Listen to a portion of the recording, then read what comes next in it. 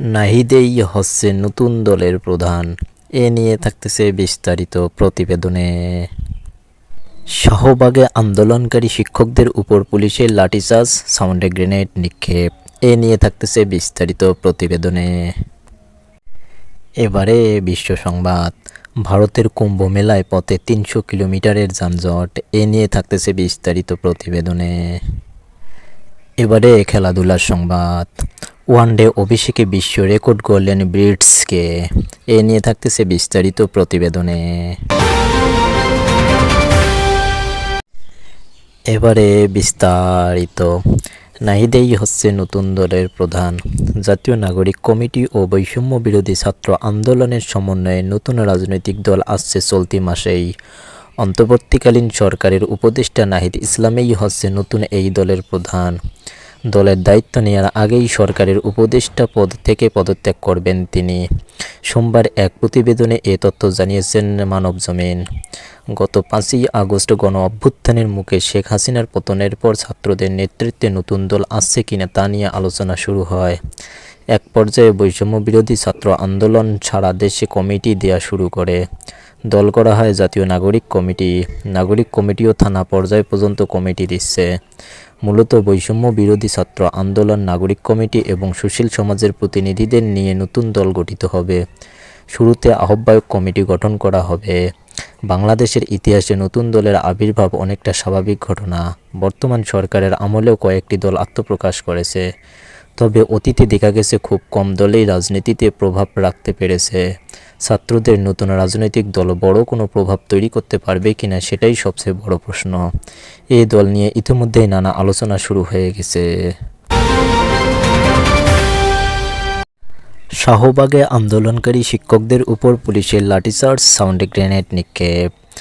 রাজধানীর শাহবাগ মোড় অবরোধ করে আন্দোলন করা শিক্ষকদের ছত্রভঙ্গ করে দিয়েছে পুলিশ। সোমবার ১০ ফেব্রুয়ারি পৌনে ২টার দিকে তাদের ছত্রভঙ্গ করে পুলিশ। এর আগে দুপুর ১টা ২০ মিনিটের দিকে শাহবাগের সড়ক অবরোধ করেন শিক্ষক নিবন্ধন ও প্রত্যয়ন কর্তৃপক্ষের এনটিআরসিএ। নিবন্ধিত নিয়োগ প্রত্যাশী এবং সুপারিশপ্রাপ্ত প্রাথমিক শিক্ষকরা। এ সময় তাদের নিয়োগ বাতিলের প্রতিবাদ জানিয়ে ও দ্রুত নিয়োগ দেওয়ার দাবি জানিয়ে বিভিন্ন স্লোগান দিতে দেখা যায়। অবরোধের কারণে যান চলাচল বন্ধ হয়ে গেলে পুলিশ আন্দোলনকারীদের সরাতে লাঠিচার্জ করে। সাউন্ড গ্রেনেডের আওয়াজও পাওয়া যায়। আন্দোলনকারীরা ছত্রভঙ্গ হয়ে যাওয়ার পর পৌনে ২টার দিকে সীমিত পরিসরে যান চলাচল শুরু হয়। অবস্থানকালে সুপারিশপ্রাপ্ত শিক্ষকরা বলেন, আমাদের নিয়োগ বাতিল করে যে রায় দেওয়া হয়েছে সেটি বৈষম্যমূলক। এই সরকারই আমাদের নিয়োগের জন্য সুপারিশ করেছে, আবার আমাদের নিয়োগ বাতিল করা হয়েছে। এটি আমাদের সঙ্গে প্রতারণা। আমরা চাই দ্রুত যেন এ রায় বাতিল করে আমাদের নিয়োগ চূড়ান্ত করা হয়। সাব্বির সাদেক নামের এক আন্দোলনকারী বলেন, যতক্ষণ পর্যন্ত দাবি আদায় না হবে ততক্ষণ পর্যন্ত এখান থেকে সরব না। আমাদের বলা হয়েছে রায়ের শুনানি এ সপ্তাহের মধ্যেই অনুষ্ঠিত হবে, তবে আমরা সেটি মানি না। বিশেষ আদালত বসিয়ে হলেও আজকের মধ্যে ফয়সলা করতে হবে, তা না হলে রাজপথ ছাড়ব না। এর আগে গত বৃহস্পতিবার ৬ ফেব্রুয়ারি সরকারি প্রাথমিক বিদ্যালয়ের সহকারী শিক্ষক পদে তৃতীয় ধাপে ঢাকা ও চট্টগ্রাম বিভাগে চূড়ান্ত ফলাফলে উত্তীর্ণ ৬,৫৩১ জনের নিয়োগ বাতিল করেন হাইকোর্ট। মেধার ভিত্তিতে পুনরায় নিয়োগের নির্দেশ দিয়েছেন আদালত। বিচারপতি ফাতেমা নজিব ও বিচারপতি সিকদার মাহমুদুর রাজীব হাইকোর্ট বেঞ্চে এ রায় দেন। তারা আগেও গত বছরের ১৯ নভেম্বর সরকারি প্রাথমিক বিদ্যালয়ের সহকারী শিক্ষক পদে তৃতীয় ধাপে ঢাকা ও চট্টগ্রাম বিভাগের ফলাফলে উত্তীর্ণ ৬,৫৩১ জনের নিয়োগের কার্যক্রম এই ৬ মাসের জন্য স্থগিত করেছিল হাইকোর্ট। ভারতের কুম্ভ মেলার পথে ৩০০ কিলোমিটারের যানজট। ভারতের চলমান মহাকুম্ভ মেলায় পৌঁছানোর জন্য ভক্তরা যাওয়ার পথে বিশাল ট্রাফিক জ্যামের সম্মুখীন হয়েছে। যানজটটি অন্তত ৩০০ কিলোমিটারের দীর্ঘ। এতে জ্যামে আটকা পড়েছেন হাজার হাজার ভক্ত। খবরে এনডিটিভির খবরে বলা হয়েছে, প্রয়াগরাজ যাওয়ার পথে শত শত কিলোমিটার দীর্ঘ যানজট তৈরি হয়েছে। যানজট সামলাতে পার্শ্ববর্তী মধ্যপ্রদেশের বেশ কয়েকটি জেলার পুলিশ যানবাহন চলাচল বন্ধ করে দিয়েছে। পুলিশ জানিয়েছে ২০০ থেকে ৩০০ কিলোমিটার পর্যন্ত ট্রাফিক জ্যাম থাকায় সোমবার ১০ ফেব্রুয়ারি প্রয়াগরাজের দিকে যাওয়া অসম্ভব। পুলিশের মহাপরিদর্শক রেওয়া জোন সাকেত প্রকাশ পাণ্ডে জানিয়েছেন, সপ্তাহান্তে ভিড়ের কারণে এই যানজট তৈরি হয়েছে। তিনি বলেন, কয়েকদিনের মধ্যেই পরিস্থিতি স্বাভাবিক হওয়ার সম্ভাবনা রয়েছে।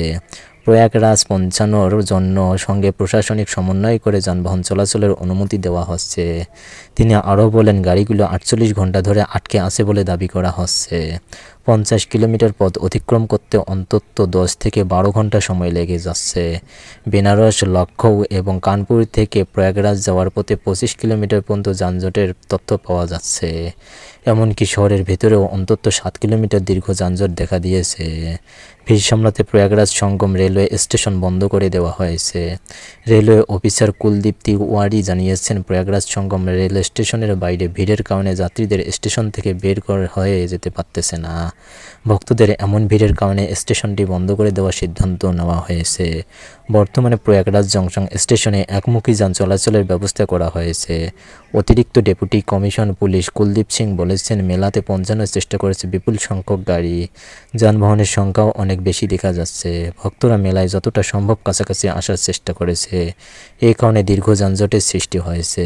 সমাজবাদী পার্টির প্রধান অখিলেশ যাদব প্রয়াগরাজের যানজট নিয়ে উত্তরপ্রদেশ সরকারের সমালোচনা করেন। তিনি দাবি করেছেন, যানজটের ফলে শহরে প্রয়োজনীয় পণ্যের ঘাটতি দেখা দিতে পারে। ওয়ানডে অভিষেকে বিশ্ব রেকর্ড গড়লেন ব্রিটসকে। যে কোনো খেলোয়াড়ের জন্য বেশ স্মরণীয় তার অভিষেক ম্যাচ, যা আজীবনের জন্য হয়ে থাকে বিশেষ কিছু। নিজের অভিষেক ম্যাচ আরও বেশি স্মরণীয় করেছেন দক্ষিণ আফ্রিকার ব্যাটার ম্যাথু জিটসকে। নিজের প্রথম ম্যাচেই ব্যাট হাতে বিশ্ব রেকর্ড গড়েছেন তিনি। সোমবার 10 ফেব্রুয়ারি লাহোরে নিউজিল্যান্ডের বিপক্ষে নিজের ওয়ানডে অভিষেক ম্যাচ খেলতে নেমে করেছেন সেঞ্চুরি ব্রিটসকে। আউট হওয়ার আগে পর্যন্ত 150 রান তার, যা ওয়ানডে অভিষেকে সর্বোচ্চ। কিংবদন্তি ক্যারিবীয় ওপেনার ডেমস হাইয়েট 46 বছর টিকে থাকা রেকর্ড ভেঙে দিয়েছেন এই প্রক্রিয়ার ব্যাটার। নিউজিল্যান্ডের বিপক্ষে এই ম্যাচটিতে খেলারই কথা ছিল না 26 বছর বয়সী ব্রিটসকে। ফ্র্যাঞ্চাইজি টুর্নামেন্টে SA-20 এর কারণে দক্ষিণ আফ্রিকার সব ক্রিকেটার এই ম্যাচের আগে লাহোরে দখলের জন্য যোগ দেয় দলের সঙ্গে। চ্যাম্পিয়ন্স ট্রফির দলে থাকা সব ক্রিকেটারকে একসঙ্গে পাওয়া যাবে না বলেই ত্রিদেশীয় সিরিজে ব্রিটসকে যুক্ত করা হয়েছিল।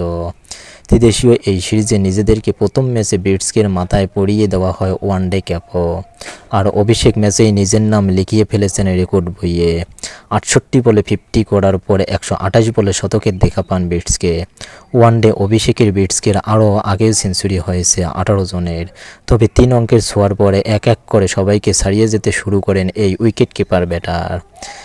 ইনিংসের 45তম ওভারের শেষ বলে বেন সিয়ার্সকে ছক্কা হাঁকিয়ে পেরিয়ে যান হাইকেন্সকে। 1978 সালে অস্ট্রেলিয়ার বিপক্ষে নিজের অভিষেক ওয়ানডে 148 রান করেছিলেন সাবেক ওয়েস্ট ইন্ডিজ অধিনায়ক। এতদিন পর্যন্ত এটাই ছিল ওয়ানডে অভিষেকের সর্বোচ্চ রানের রেকর্ড। শেষ পর্যন্ত 148 বলে 150 রান করে থেমেছেন বিশ্ব রেকর্ড গড়া ব্রিটসকে। তার 11-4-5 ছক্কায় গড়া ইনিংসের সুবাদে প্রথম ব্যাট করে 50 ওভারে 6 উইকেটে 304 রান সংগ্রহ করেছে দক্ষিণ আফ্রিকা।